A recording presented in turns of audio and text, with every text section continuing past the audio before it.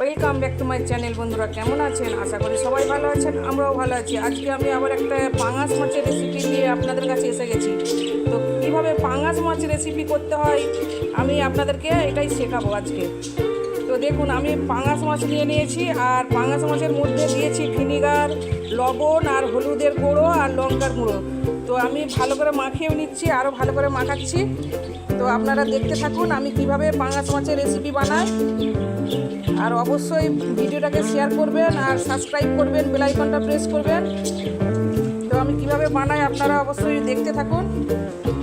আমি এখন আধ ঘন্টা রেখে দেবো, ভালো করে লবণ হলুদ আর ভিনিগার মাখিয়ে আধ ঘন্টা রেখে দেবো। আধ ঘন্টা রেখে দিলে এর যে একটা গন্ধ বেরোয় পাঙাশ মাছে, সেই গন্ধটা থাকবে না।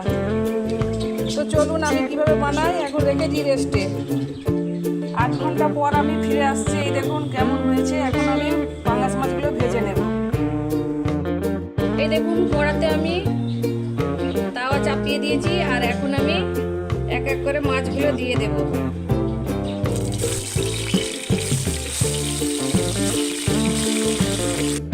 দেখুন পাঙাশ মাছ তো খুব ফাটে, তার জন্য আমি পাঙাশ মাছটাকে ঢাকনা দিয়ে ভাজতে থাকবো।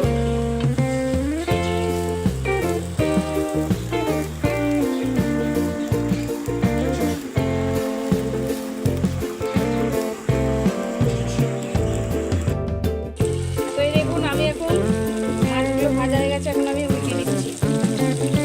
এক পিঠ ভাজা হয়ে গেছে।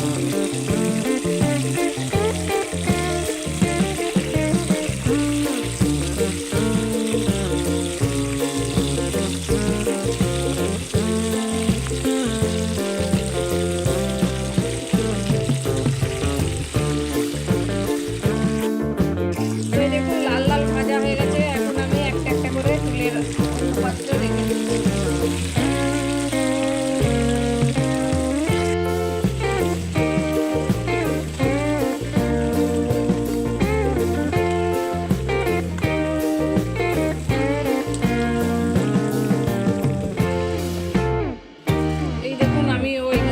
তেলেতে এখন দিয়ে দিচ্ছি পেঁয়াজ। আর আমি অনেক বেশি মশলা দিই না, আমি অল্প মশলার মধ্যেই রান্নাটা করি।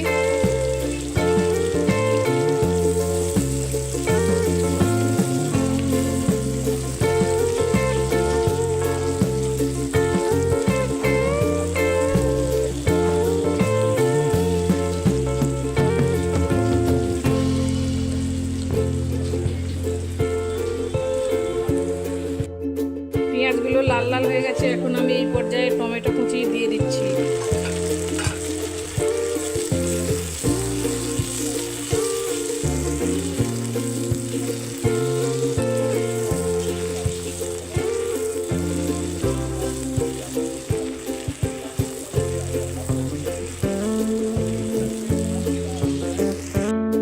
টমেটো কুচি লাল লাল হয়ে গেছে, এখন আমি আদা বাটা দিয়ে দিচ্ছি।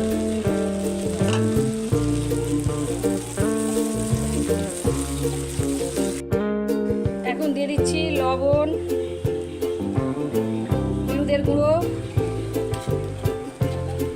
লঙ্কার গুঁড়ো,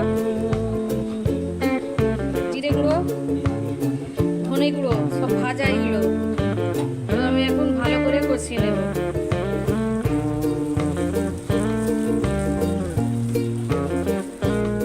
মশলা ভাজা হয়ে গেছে, এখন দিয়ে দিচ্ছি জল।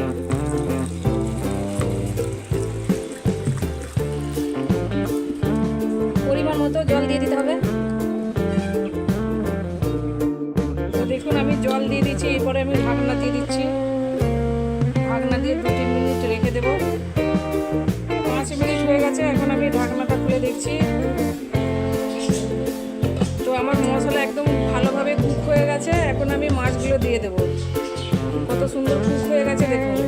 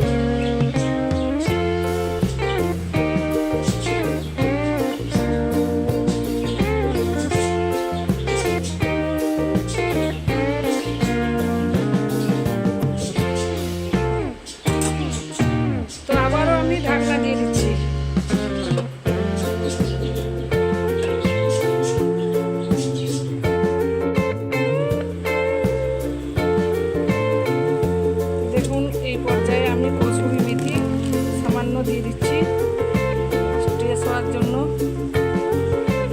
এটা অপশনাল, আপনারা চাইলে দিতেও পারেন নাও পারেন, আমার হাতের কাছে ছিল আমি দিয়ে দিচ্ছি।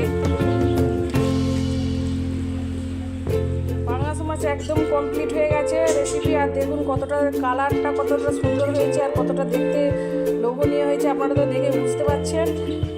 তো যদি ভিডিও ভালো লেগে থাকে লাইক শেয়ার সাবস্ক্রাইব তো অবশ্যই করবেন, তার সঙ্গে বেল আইকনটা প্রেস করবেন।